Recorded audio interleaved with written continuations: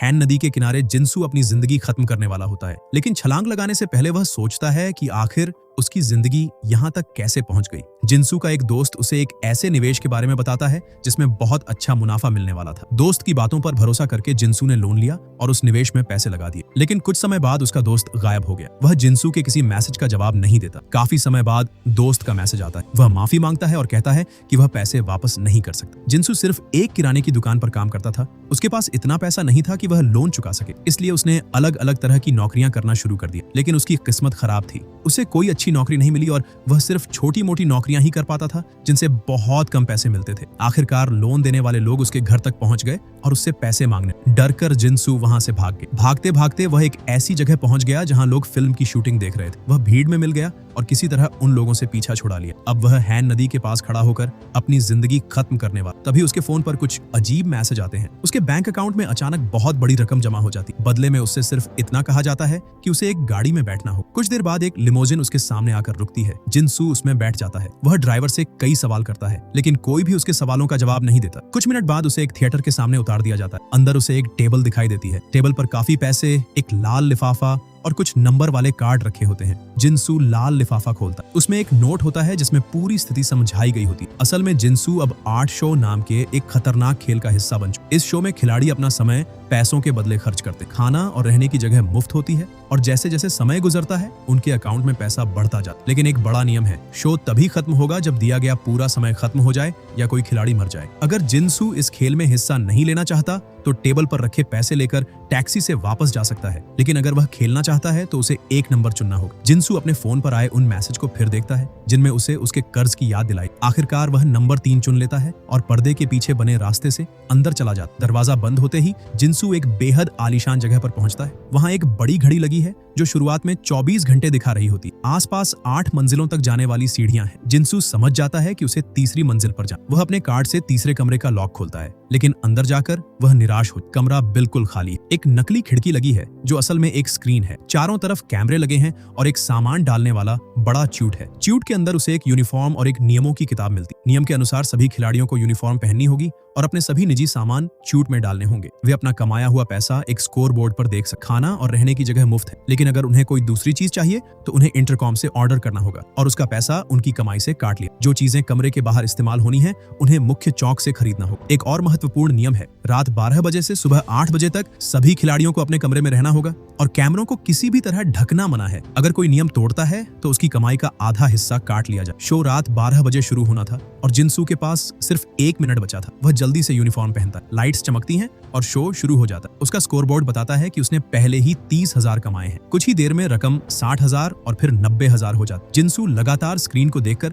अपनी बढ़ती रकम की गणना करने लगता है। वह सोचता है कि अगर इसी तरह पैसा बढ़ता रहा तो शो खत्म होने तक वह करोड़ों कमा सकता। लेकिन तभी उसे पेशाब लग जाती है। वह याद करता है कि वह कमरे से बाहर नहीं जा सकता। वह इंटरकॉम से टॉयलेट के बारे में पूछता है, लेकिन कोई जवाब नहीं आता। थोड़ी देर बाद उसे ठंड लगने लगती है। वह कंबल मांगता है, लेकिन पता चलता है कि एक कंबल की कीमत 10 लाख है। इतना पैसा खर्च करना उसे बेवकूफी लगता है, इसलिए वह कुछ कार्डबोर्ड, अखबार और पेशाब करने के लिए एक प्लास्टिक की बोतल खरीद लेता है। अगली सुबह जिनसू उठता है तो देखता है कि उसने काफी पैसा कमा लिया है। तभी उसे एक दूसरे खिलाड़ी की आवाज सुनाई देती है जो सभी को बाहर आकर अपना परिचय देने के लिए बुला रहा होता है। जिनसू मुख्य चौक में पहुंचता है। वहां मौजूद सारी चीजें देखने में असली लगती, लेकिन वास्तव में सब नकली होती हैं। यहाँ तक कि स्विमिंग पूल भी नकली है। सबसे बड़ी समस्या ये होती है कि वहाँ कोई टॉयलेट नहीं है। तभी सभी देखते हैं कि घड़ी में 24 घंटे की जगह अब 36 घंटे दिखाई दे रहे हैं। उन्हें समझ नहीं आता कि मुख्य चौक से चीजें खरीदने का सिस्टम कैसे काम करता। तभी पार्टिसिपेंट 6 सिगरेट और लाइटर मांगते। जैसे ही सामान च्यूट में आता है घड़ी का समय कम होने लगा। यांग तुरंत अपने दूसरे फ्लोर वाले कमरे में जाकर स्कोरबोर्ड चेक करती है। उसकी कमाई उतनी ही रहती। अब सबको समझ आता है कि मुख्य चौक की चीजें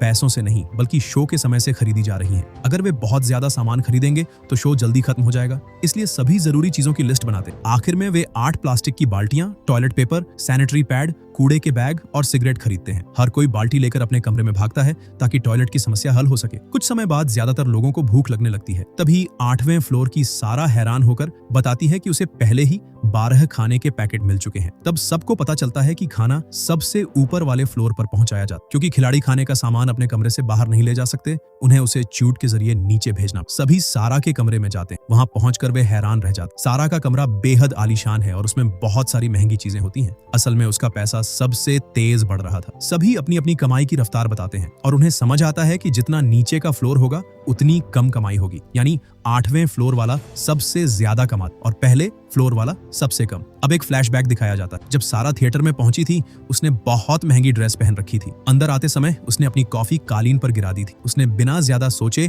नंबर 8 चुन लिया। मुख्य चौक में पहुंचते ही उसने नकली स्विमिंग पूल देखकर उसमें छलांग लगाने की कोशिश की, लेकिन पानी असली नहीं था और उसका चेहरा जमीन से टकरा गया। अपने कमरे में जाकर उसने यूनिफॉर्म पहनी और अपनी पुरानी ड्रेस को सिगरेट से जला दिया। इसके बाद उसने महंगी चीजें खरीदना शुरू कर दिया। कुछ ही समय में उसका सारा पैसा खत्म हो गया, लेकिन उसके फ्लोर की कमाई इतनी ज्यादा थी कि सिर्फ 1 मिनट बाद ही उसके पास फिर काफी पैसा आ गया। इसलिए सारा लगातार महंगी चीजें खरीदती रही। जब उसे खाने के पैकेट मिले तो उसने पानी की सारी बोतलों से अपने कमरे में नहाना शुरू कर दिया। वर्तमान में बाकी खिलाड़ी सभी कमरों को देखते हैं। उन्हें पता चलता है कि पहला कमरा बहुत छोटा है। वह सांग-गुक का कमरा था। उसकी एक टांग खराब थी, इसलिए उसने जानबूझकर पहला फ्लोर चुना था। बाकी लोग खाना नीचे भेजने के लिए चूट का इस्तेमाल करते हैं। फिलिप एक योजना बनाता है। हर व्यक्ति रोज एक बॉक्स लेगा और अगर किसी को ज्यादा खाना चाहिए तो बाकी खाना सभी के बीच बांटा जाएगा। सब खाना खाने बैठते हैं। उधर सारा अपना ज्यादातर समय महंगे कपड़े खरीदने में खर्च कर देती है। बाकी लोग उससे नाराज होकर उसे बुरा भला कहते हैं। तभी सारा उन्हें एक महत्वपूर्ण बात बताती है। सीढ़ियों पर ऊपर नीचे दौड़ने से शो का समय फिर बढ़ता है। अब सभी लोग सीढ़ियों पर दौड़ना शुरू कर देते हैं, लेकिन कुछ देर बाद घड़ी फिर 0 पर पहुंच जाती। सभी डर जाते, लेकिन तभी घड़ी अपने आप दोबारा 24 घंटे पर पहुंच जाती। अब उन्हें समझ आता है कि अगर वे मेहनत करें तो शो को लंबे समय तक चलाया जा सकता। उस रात कई खिलाड़ी अपने कमरे के लिए जरूरी चीजें खरीदते, जैसे कंबल और पोर्टेबल टॉयलेट। अगले कुछ दिनों तक सभी लगातार दौड़ते रहते हैं और रात में थक कर सो जाते, लेकिन ज्यादा दौड़ने की वजह से खाना कम पड़ने लगता है। इसलिए वे एक योजना बनाते। 8 लोगों को 2 टीमों में बांट दिया जाता। एक टीम एक दिन दौड़ेगी और दूसरी अगले दिन। इस तरह उन्हें आराम भी मिलेगा और खाना भी बचाया जा सके। लेकिन समस्या तब आती है जब सांग-गुक अपनी खराब टांग की वजह से बाकी लोगों की रफ्तार से नहीं दौड़ पाता। पार्टिसिपेंट 6 उसका हाथ पकड़कर उसे जबरदस्ती दौड़ाता है और उसे चोट पहुंचाता। तभी दूसरे फ्लोर की चुंजा उसकी मदद करने आती है और उसकी जगह दौड़ती है। 2 दिन बाद फिर वही समस्या होती। इस बार जिनसू सांग-गुक की जगह दौड़ता है। कुछ लोग कहते हैं कि अगर सांग-गुक काम नहीं कर सकता तो उसे खाना भी नहीं मिलना चाहिए, लेकिन चुंजा उन्हें डांटते हुए कहती है कि सिर्फ इसलिए किसी इंसान को भूखा मारना सही नहीं है क्योंकि वह दौड़ नहीं सकता। कुछ दिन गुजरते हैं। सभी अपने कमरों के लिए नई चीजें खरीदते रहते हैं, लेकिन इसके साथ साथ कूड़ा भी बढ़ता जाता है। सांग-गुक खुद को बेकार महसूस करता है क्योंकि वह दौड़ नहीं सकता, इसलिए वह सारे खिलाड़ियों का कूड़ा अपने कमरे में रखने की जिम्मेदारी ले लेता है। एक दिन फिलिप को घड़ी में कुछ अजीब दिखाई देता। आज दौड़ने के बाद समय बिल्कुल नहीं बढ़ा, लेकिन जब सभी आराम कर रहे थे तभी घड़ी में 10 मिनट बढ़ गए। सारा ऐलान करती है कि अब वह दौड़ने नहीं जाएगी। जब बाकी लोग उस पर गुस्सा करते हैं तो वह कहती है कि गरीब लोग अपने हिस्से का समय जरूरी चीजों पर खर्च करते हैं, इसमें उसकी कोई गलती नहीं है। 6 घंटे तक दौड़ने के बाद घड़ी में सिर्फ 20 मिनट बढ़ते हैं। सभी सोचते हैं कि शायद अगले दिन समय ज्यादा बढ़ेगा, लेकिन अगली सुबह पता चलता है कि कुछ भी नहीं बढ़ा। अब घड़ी फिर खत्म होने वाली होती है। सभी घबराकर दौड़ना शुरू कर देते। तभी यांग को अचानक दौरा पड़ जाता है। 5वें फ्लोर की मून यंग नर्स होती है और वह पहचान लेती है कि यांग को मिर्गी का दौरा पड़ा है। उसे पता होता है कि कौन सी दवा चाहिए। चुंजा दवा खरीदने के लिए दौड़ती है, लेकिन पार्टिसिपेंट 6 उसे रोक देता है। वह कहता है कि यांग दौरे से नहीं मरेगी, इसलिए आखिरी समय दवा पर खर्च करना बेकार है। इस बात पर बड़ा झगड़ा शुरू हो जाता। सभी एक दूसरे को मारने लगते हैं। जिनसू इस अफरा तफरी से निकलकर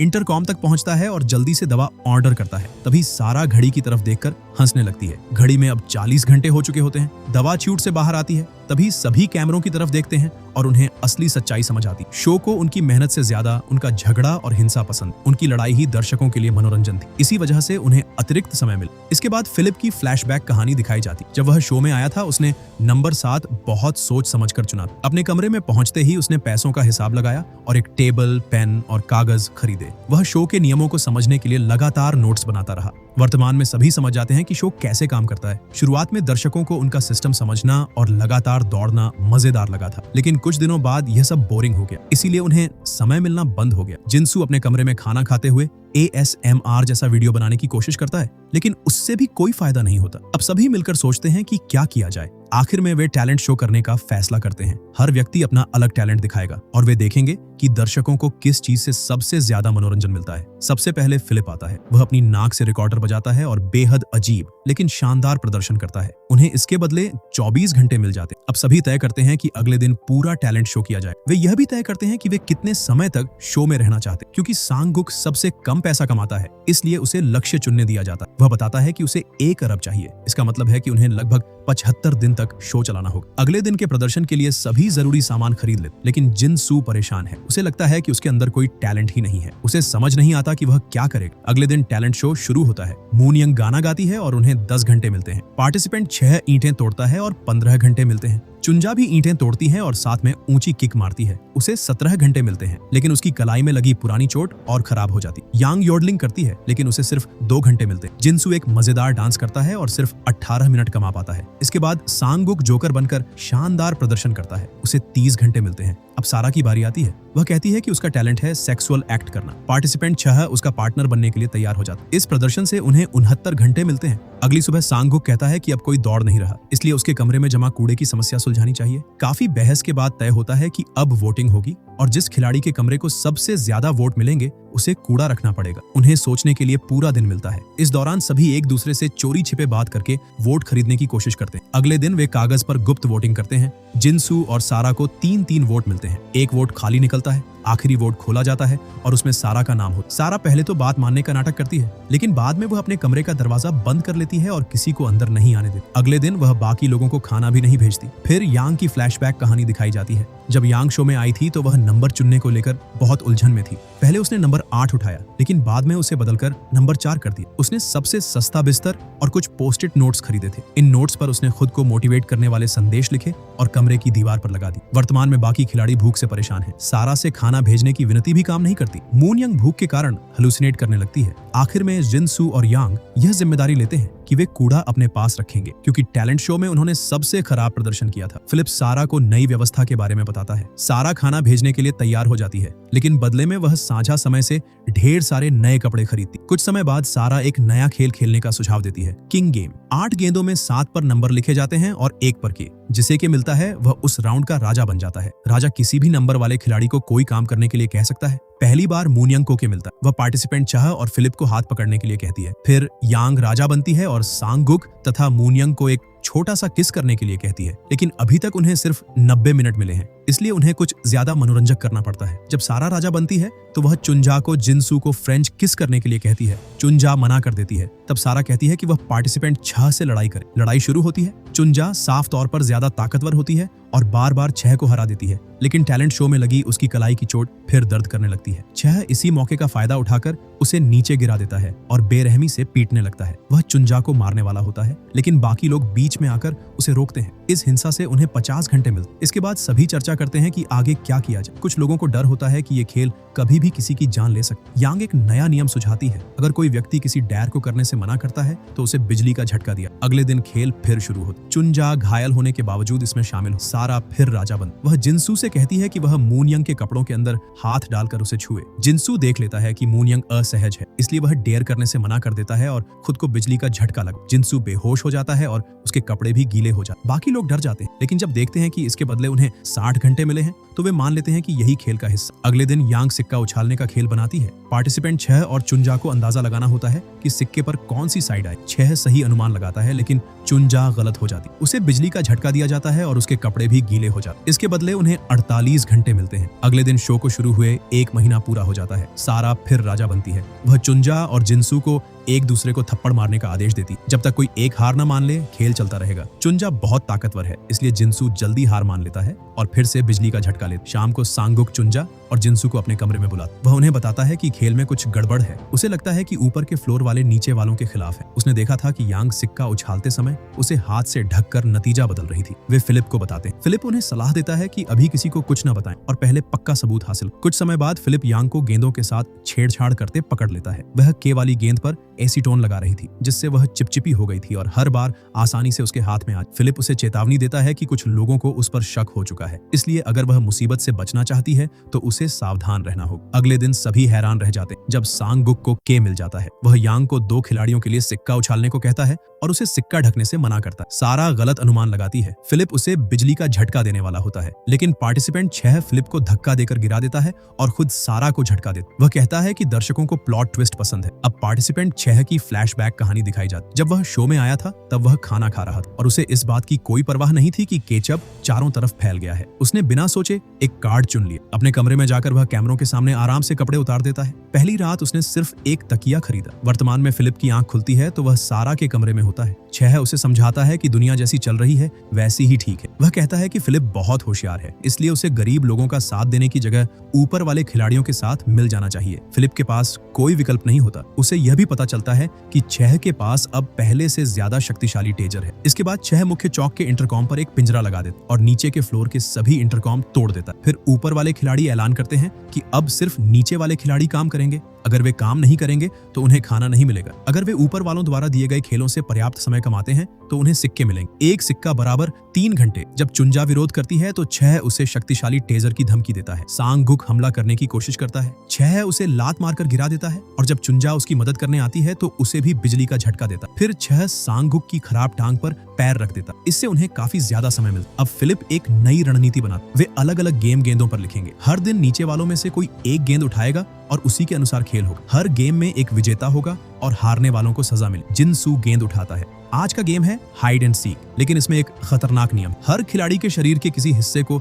चमड़े से ढक दिया जाता। फिर वे छिपते हैं और ऊपर वाले खिलाड़ी उन्हें खोज कर मारते। एक मौके पर आंखों पर पट्टी बंधी चुंजा डरकर गलती से 6 को मार देते। 6 गुस्से में उसे बेरहमी से पीटने लगता है। फिलिप बीच में आकर उसे रोकता है। मूनयंग और सांगुक जल्दी पकड़े जाते हैं, इसलिए जिनसू विजेता बन जाता। हारने वालों के चेहरों पर टेप चिपका दिया जाता। जिनसू की आंखों पर पट्टी बांध दी जाती है और उसके हाथ में बल्ला दिया जाता है। उसे कुछ बार घुमाया जाता है और फिर उसे किसी व्यक्ति को अंधेरे में मारना होता है। दुर्भाग्य से बल्ला सांगुक को लग जाता है और वह बुरी तरह घायल हो जाता है। इस गेम से उन्हें 26 घंटे मिलते हैं, यानी कुल 9 सिक्के। लेकिन उन्हें कागज पर लिखना होता है कि वे कितने सिक्के चाहते हैं। अगर सभी की मांग 9 से ज्यादा हुई तो किसी को भी सिक्का नहीं मिलेगा। सभी के पास एक दूसरे से बात करने का कोई तरीका नहीं होता। सौभाग्य से सभी 2-2 सिक्के मांगते। सिर्फ जिनसू एक सिक्का मांगता। उस रात वह खाना नहीं खाता और सिर्फ पानी पीता है।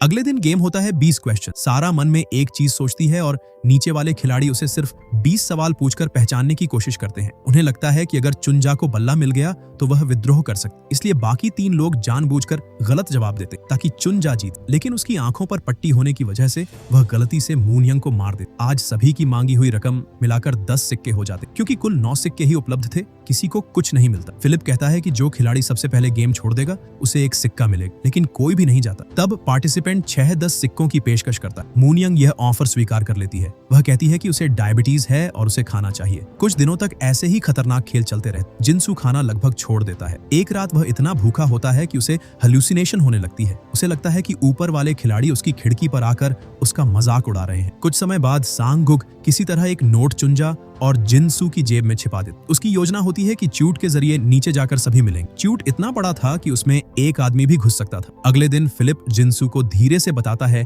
कि च्यूट हिलाने पर आवाज होती। इससे उन्हें समझ आता है कि ऊपर वाले खिलाड़ी उन्हें पकड़ सकते। फिर भी वे योजना को आगे बढ़ाने का फैसला करते हैं। गेम के दौरान सांगुक कहता है कि उसके पेट में दर्द हो रहा है। यह उनके लिए तय किया गया सिग्नल होता है। उस रात चुंजा और जिनसू पहले फ्लोर पर जाते हैं। सांगुक अपने कमरे में जोर जोर से मदद के लिए चिल्लाता है। ऊपर वाले खिलाड़ी जांच करने नीचे आते। दरवाजा खुला देखकर 6 समझ जाता है कि शायद दोनों पीछे छिपे हैं। वह अचानक उन पर हमला कर देता है और बल्ले से पीटना शुरू कर देता। कूड़े और गंदगी के बीच भयंकर लड़ाई शुरू हो जाती है। सांगुक 6 के पैर को काट लेता। जिनसू दरवाजा खोलकर भागने की कोशिश करता है, लेकिन बाहर सारा टेजर लेकर खड़ी होती। 6 उससे टेजर छीन लेता है और जिनसू तथा चुंजा को सजा देने वाला हो। तभी फिलिप चिल्लाता है कि उन्हें जल्दी भागना चाहिए। असल में फिलिप ने पहले ही टेजर की बैटरी निकाल दी। अब 6 का टेजर काम नहीं करता। चुंजा उसे जोरदार मुक्का मारकर बेहोश कर देती। अब नीचे वाले खिलाड़ी ऊपर वालों को बांध दे। सांगुक को मौका मिलता है और वह 6 को बदले के रूप में कई बार मार। फिलिप अपने की पर सफाई नहीं देता, वह सिर्फ माफी मांग, इसलिए बाकी लोग उसे आजाद रखने का फैसला करते। इस पूरी बगावत से उन्हें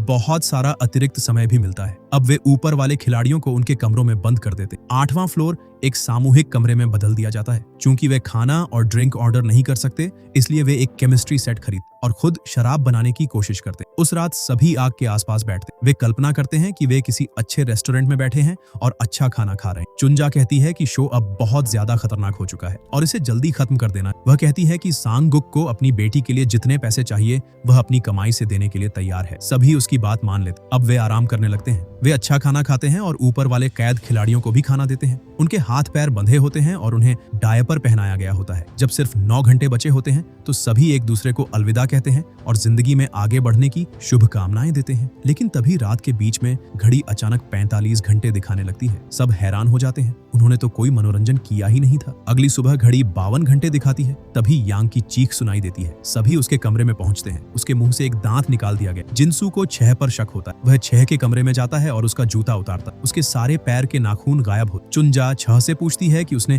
किसी को बताया क्यों नहीं। 6 सिर्फ इतना कहता है कि वह अपने दोस्तों से पूछे। अब चुनजा को अपने साथियों पर भी शक होने लगता है। वह सबको सच बताने के लिए मजबूर करती है, लेकिन फिलिप उल्टा उसी पर शक करने लगता है। आखिर में चुनजा, जिनसू, फिलिप और सांगुक को उनके कमरों में बंद कर देती। वह वादा करती है कि उन्हें च्यूट के जरिए खाना भेजती रहेगी, सिर्फ मूनयंग को बाहर रहने दे, ताकि वह ऊपर वाले खिलाड़ियों की देखभाल कर। कई कैदियों को खाना खिलाने और उनकी देखभाल करने की जिम्मेदारी मूनयंग की मानसिक हालत खराब कर देती है। वह हेलुसिनेट करने लगती। एक दिन उसे लगता है कि यांग और सारा आजाद हो चुकी। वह 6 के कमरे में जाती है और उसे यह अच्छी खबर बताती, लेकिन 6 उसकी मानसिक हालत का फायदा उठा। वह मूनयंग से कहता है कि चुनजा ने ही उसके नाखून निकाले हैं और जल्द ही उसे मार दे। मूनयंग डरकर 6 को गले लगा लेती। फिर मूनयंग की फ्लैशबैक कहानी दिखाई जाती है। जब वह शो में आई थी तो उसने बहुत महंगे कपड़े पहने हुए थे। वह पूरी तरह उलझन में थी, लेकिन फिर भी गेम में शामिल हो गई। वर्तमान में मूनयंग सोकर उठती है। उसे लगता है कि शो खत्म हो चुका है और सभी लोग पार्टी कर रहे हैं, लेकिन अचानक उसे चुनजा का खून से लथपथ शरीर दिखाई देता है। चुनजा उसे मारने की धमकी देती। फिर उसके चारों तरफ हिंसा शुरू हो जाती है, लेकिन यह सब सिर्फ उसका हेलुसिनेशन था। असल में मूनयंग अभी भी 6 को गले लगाए बैठी थी। वह उसे आजाद कर देती है। 6 बाकी खिलाड़ियों को भी आजाद कर देता है। इसके बाद मुख्य चौक में अफरा तफरी मच जाती। 6 और ऊपर वाले खिलाड़ी नीचे वालों को सजा देने लगते। मूनयंग को सिर्फ बांधा जाता है। 6 उसे धन्यवाद देने के लिए किस करता है। इसके बाद 6 एक बंदूक और 4 गोलियां खरीदता है। वह सबसे पूछता है कि उसके नाखून किसने निकाले। कोई कुछ नहीं बता। तब वह रशियन रूलेट खेलने का फैसला करता। चुनजा की किस्मत अच्छी होती है और उसे गोली नहीं लगती, लेकिन 6 उसे बल्ले से बुरी तरह पीटता है। फिलिप की बारी आती है। उसे गोली लग जाती है और उसकी टांग घायल हो जाती है। अब 6 सांगुक को गोली मारने वाला होता है। तभी जिनसू को एक विचार आता है। वह कहता है कि वे सिक्योरिटी कैमरों की फुटेज खरीद कर देख सकते हैं कि असली अपराधी कौन है। सारा और 6 8वें फ्लोर पर जाते हैं। फुटेज देखने के बाद पता चलता है कि सांगुक ने 6 के नाखून निकाले। उसने 6 के चेहरे पर पेशाब भी किया था। 6 गुस्से में सांगुक को मारने वाला होता है, लेकिन सारा शो खत्म नहीं करना चाहती, इसलिए वह 6 को टेजर से झटका देती है। 6 सीढ़ियों से गिर जाता है और उसकी कई हड्डियां टूट जाती हैं। सारा बंदूक अपने कब्जे में ले लेती है। वह सभी को बांधकर उनके कमरों में बंद कर देती। अब वह साफ कहती है कि उसे यह जगह पसंद है और वह कभी बाहर नहीं जाना चाहती। वह सभी कमरों की कैमरा फुटेज खरीद। दूसरों को दर्द में देखकर उसे खुशी मिलती। अगले दिन सारा समझती है कि वे लगभग हर तरह की हिंसा कर चुके हैं। अब उन्हें मनोरंजन के लिए कुछ नया करना होगा, इसलिए वह नींद से वंचित करने वाली यातना शुरू करती है। सांगुक, चुनजा, जिनसू और फिलिप को कुर्सियों से बांध दिया जाता है। उनकी गर्दन के पास पानी के कटोरे लगाए जाते हैं और ऐसी व्यवस्था की जाती है कि वे अपनी आंखें बंद न कर सकें। उन्हें पूरे दिन हिंसक वीडियो देखने के लिए मजबूर किया जाता। यांग और मूनयंग उनकी देखभाल करते। कुछ समय बाद सभी आजादी के लिए गिड़गिड़ाने लगते और अपने किए की माफी मांग। जिनसू हेलुसिनेट करने लगता है। उसे लगता है कि बाकी सभी लोग उसके चारों तरफ नाच रहे हैं। सारा नीचे वालों की हालत देखकर अपना समय बिताती रहती है। कुछ दिनों बाद वह भावुक होने लगती। वह उनके बारे में एक बड़ी पेंटिंग बनाने का फैसला करती है, लेकिन अंत में पेंटिंग सिर्फ उसके अपने चेहरे की होती है। फिर भी उसका मन नहीं भरता। वह एक कुत्ता खरीद लेती है। अब यांग को उस कुत्ते की गंदगी भी साफ करनी पड़ती है। एक दिन सारा सांगुक के कमरे में जाती है। सांगुक उसके दांत को निकालने के लिए माफी मांगता है। सारा कहती है कि उसे इससे कोई फर्क नहीं पड़ता, क्योंकि वह समझती है कि पैसे के लिए इंसान कितना गिर सकता है। सांगुक उससे पूछता है कि क्या कमरे बदले जा सकते हैं। अब सांगुक की फ्लैशबैक दिखाई जाती है। वह पहले एक जोकर था। उसकी बेटी गंभीर रूप से बीमार थी। जब वह अस्पताल का खर्च नहीं चुका पाया तो अस्पताल वालों ने उसकी बेटी को बाहर निकाल दी। बेटी को बचाने के लिए सांगुक ने एक इंश्योरेंस पॉलिसी ली। फिर उसने ट्रैफिक के बीच खुद को मरने की कोशिश की ताकि उसकी मौत दुर्घटना लगे, लेकिन उसी समय लिमोजिन आ गई और उसे शो में ले। शो में उसने अपनी खराब टांग की वजह से पहला फ्लोर चुना। उसने इंटरकॉम से पूछा था कि क्या कमरा बदला जा सकता है। स्क्रीन पर जवाब आया था कि इसके लिए 1 अरब चाहिए, इसीलिए वह लगातार 1 अरब की बात कर रहा था। उसका असली लक्ष्य हमेशा कमरा बदलकर 8वें फ्लोर पर जाना। वर्तमान में जिनसू हेलुसिनेट कर रहा होता है कि वह पानी के अंदर। यांग उसे उस हालत से बाहर लाता। वह बताती है कि सांगुक के पास सारा को हराने की योजना है। सारा रोज गोल्फ खेलती है। उस दौरान कुछ समय के लिए वह अपनी बंदूक नीचे रखती है और नहाने चली जाती। यही उनका मौका होगा। यांग कहती है कि वह सबसे ज्यादा जोखिम ले रही है, इसलिए जीतने के बाद उसे सबसे पहले कमरा चुनने का अधिकार चाहिए। जिनसू उसकी मदद करने के लिए तैयार हो जाता है। चुंजा और फिलिप भी साथ आने के लिए तैयार होते हैं। मून यंग भी एक शर्त पर शामिल होती है। वह चाहती है कि उसकी एक इच्छा पूरी की जाए। यांग उसकी बात मान लेती है। इसके बाद मून यंग अपनी कहानी बताती है। उसकी शादी एक अमीर डॉक्टर से हुई थी, लेकिन उसका पति उसकी इज्जत नहीं करता था और उसे धोखा देता। बाद में मून यंग एक दूसरे आदमी के करीब आ गई। उस आदमी ने उसे पैसों के लिए इस्तेमाल किया। उसके पति ने उसके खिलाफ केस कर दिया। मून यंग की जिंदगी बर्बाद हो गई। यांग उसे गले लगाकर दिलासा देती है, लेकिन सारा दोनों को करीब आते देख लेती है। उसे शक होने लगता है। सारा को शक न हो इसलिए यांग उसके साथ गोल्फ खेलने का फैसला करती। दोनों मुख्य चौक में होती हैं। इसी दौरान मून यंग बाकी खिलाड़ियों को आजाद कर देती, लेकिन लंबे समय तक बंधे रहने के कारण जिनसू और बाकी लोग ठीक से चल भी नहीं पाते। सारा का कुत्ता सीढ़ियों पर होने वाली हलचल सुनकर भौंकने लगता है। सारा को शक हो जाता है। वह जांच करने निकलती है। मून यंग और जिनसू छठे फ्लोर पर छिप जाते हैं। जैसे ही छह उन्हें देखता है, वह जानबूझकर आवाज करने लगता है। सारा बंदूक लेकर दरवाजा खोलने वाली होती है। तभी यांग पीछे से उसे गोल्फ क्लब से मारकर बेहोश कर देती है। अब सभी आखिरकार आजाद हो जाते। सारा को बांध दिया जाता है। सभी भावुक हो जाते हैं क्योंकि उन्हें लगता है कि अब वे सच में बाहर निकल सकते। मून यंग यांग को उसकी शर्त याद दिलाती है। यांग उसे मेडिकल सामान खरीदने देती है। मून यंग उसका इस्तेमाल करके पार्टिसिपेंट 6 की नसबंदी कर देती है। इसके बाद 6 की फ्लैशबैक कहानी दिखाई जाती। वह कभी एक शानदार बेसबॉल खिलाड़ी था, लेकिन गैर कानूनी जुए की वजह से उसे टीम से निकाल दिया गया। बाद में वह कार बेचने का काम करने लगा। एक दिन उसका बॉस उसे काम के दौरान ऑटोग्राफ देने के लिए डांटता है। गुस्से में 6 अपने बॉस को ही पीट देता है। मून यंग अपना काम पूरा करने के बाद जिनसू कहता है कि उन्हें सारा का पैसा इस्तेमाल करके कमरा बदल लेना चाहिए, लेकिन सांगुक मना कर देता है। वह कहता है कि वह अपने दम पर पैसे कमाकर कमरा बदलेगा। वह इंटरकॉम से कमरा बदलने का आदेश देता है। चूट से एक लिफाफा निकलता है। सांगुक लिफाफा खोलता है। उसे पता चलता है कि 1 अरब सिर्फ कमरे बदलने की प्रक्रिया के निर्देश खरीदने के लिए काफी है। असल कीमत अलग है। जितना ऊपर का फ्लोर उतनी ज्यादा कीमत, और 8वें फ्लोर का कमरा बदलने के लिए कीमत है 340 अरब। सभी के होश उड़ जाते हैं। अब एक और फ्लैशबैक आता है। फिलिप एक स्क्रिप्ट राइटर था। उसकी कहानियां लगातार रिजेक्ट होती थीं क्योंकि उनमें जिंदगी की सच्चाई बहुत ज्यादा। एक प्रोड्यूसर ने उससे कहा था कि लोग असली जिंदगी की परेशानियों से बचने के लिए मनोरंजन देखते हैं। उन्हें ऐसा कंटेंट चाहिए जिसमें उन्हें अपना दिमाग इस्तेमाल न करना पड़े। फिलिप को यह बात दर्शकों का अपमान लगी। फिर चुनजा की कहानी दिखाई जाती है। वह कंस्ट्रक्शन साइट पर काम करती थी। एक दिन उसके एक साथी को ज्यादा काम करने की वजह से गंभीर चोट लगी। उसकी सर्जरी के लिए बहुत पैसे चाहिए थे। चुनजा ने अपनी सारी बचत उसकी मदद में लगा दी। वर्तमान में सांगुक ऐलान करता है कि वह अपनी बेटी के पैसे के बिना बाहर नहीं जाए। वह बंदूक उठा लेता, सभी को बांध देता है। घड़ी में समय बढ़ने लगता है। सारा यह सब देखकर हंसती है। अब सारा की फ्लैशबैक कहानी दिखाई जाती। वह कभी एक प्रसिद्ध कलाकार थी, लेकिन धीरे धीरे उसके काम को कोई पसंद नहीं करता था और उसे काम मिलना बंद हो गया। वह महंगी आर्ट गैलरियों के बाहर प्रदर्शन करती और लोगों से पैसे मांगती, लेकिन अमीर लोग उसे सिर्फ छोटे सिक्के देते। वर्तमान में सांगुक सभी को कुर्सियों से बांध देता। वह दीवार से दीवार तक एक रस्सी बांधकर उस पर चलने का प्रदर्शन करने लगता है। जब वह लगभग अंत तक पहुंच जाता है तो जानबूझकर फिसलता है। वह किसी तरह रस्सी पकड़ लेता है और आगे पहुंच जाता है। इससे उसे बहुत सारे घंटे मिलते। अब बाकी लोगों को समझ आता है कि सांगुक जानबूझकर खुद को गिराने का नाटक कर रहा ताकि शो को ज्यादा मनोरंजन मिले। इसके बाद वह रस्सी पर उछलता है और कैमरे तक पहुंचने की कोशिश करता है। वह कैमरे को पकड़ लेता है, लेकिन उसका वजन ज्यादा होने की वजह से कैमरा दीवार से टूटकर नीचे गिर जाता है। कैमरे के गिरने से आग लग जाती है। सांगुक कुछ सेकंड तक रस्सी से लटका रहता है, लेकिन फिर उसका हाथ छूट जाता है और वह आग के ऊपर गिर जाता है। जिनसू, चुंजा और फिलिप अपनी कुर्सियों से निकलने की कोशिश करते हैं। आखिरकार वे आजाद हो जाते। वे आग बुझाने के लिए दौड़ते हैं। फिर मून यंग को भी आजाद करते हैं। मून यंग बताती है कि उसके पास इतनी गंभीर जलने की चोट का इलाज करने के लिए जरूरी सामान नहीं है। चुंजा मुख्य दरवाजा खोलने की कोशिश करती है, लेकिन दरवाजा नहीं खुलता। जिनसू इंटरकॉम पर मदद मांगता है, लेकिन बदले में उन्हें सिर्फ और समय मिलता है। तभी जिनसू को असली बात समझ आती। जब तक कैमरे चल रहे हैं, शो उन्हें मनोरंजन के रूप में देख रहा है, इसलिए वे सभी कैमरे तोड़ना शुरू कर देते हैं। एक एक करके सारे कैमरे टूट जाते हैं। उन्हें लगता है कि अब शो बंद हो जाएगा, लेकिन दरवाजा फिर भी नहीं खुलता। तभी च्यूट खुलता है। अंदर एक आखिरी कैमरा लगा होता है। जिनसू तुरंत बंदूक से उसे भी नष्ट कर देता है। उसी समय घड़ी 0 पर पहुंच जाती। दरवाजे खुल जाते, लेकिन बहुत देर हो चुकी होती। सांगुक मुख्य चौक में पड़ा होता। वह बाकी लोगों से माफी मांगता है और उसकी मौत हो जाती। सारा दूर से यह सब देखकर कहती है कि यह शो का परफेक्ट एंडिंग है। जिनसू थिएटर से बाहर भागता है। बाहर उसे वही थिएटर दिखाई देता। स्पीकर से दर्शकों के तालियां बजाने की रिकॉर्डिंग चल रही होती। एक लिफाफे में नोट रखा होता। उसमें लिखा होता है कि उन्होंने शो जीत लिया है